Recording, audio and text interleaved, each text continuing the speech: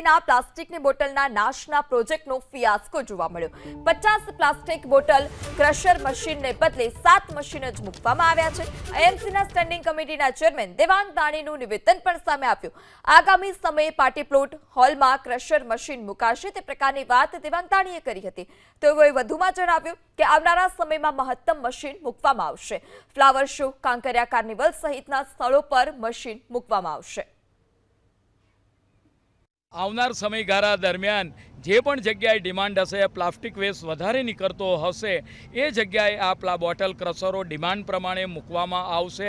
અલગ અલગ વાત કરીએ કે ફ્લાવર શો દરમિયાન બોટલ ક્રશર ત્યાં મૂકવામાં આવ્યા હતા, તેમાંથી જેકેટ બનાવ્યા હતા। કાંકરિયા કાર્નિવલની અંદર બોટલ ક્રશર મૂકવામાં આવ્યા હતા, કાંકરિયા તળાવની અંદર બોટલ ક્રશર, આમ જ્યાં પબ્લિકનો મેક્ઝિમમ યુટિલિટી થતું હોય, ફૂટફોલ હોય, ત્યાં આગળ આ બોટલ ક્રશરો મૂકવામાં આવશે અને એનો આવનાર સમયગાળા દરમિયાન રીયુઝ કરીને, રિસાયકલ કરીને એની બાય પ્રોડક્ટનો ઉપયોગ સમાજની અંદર વધારેમાં વધારે થાય એ માટેનો ઉપયોગ કરવામાં આવશે।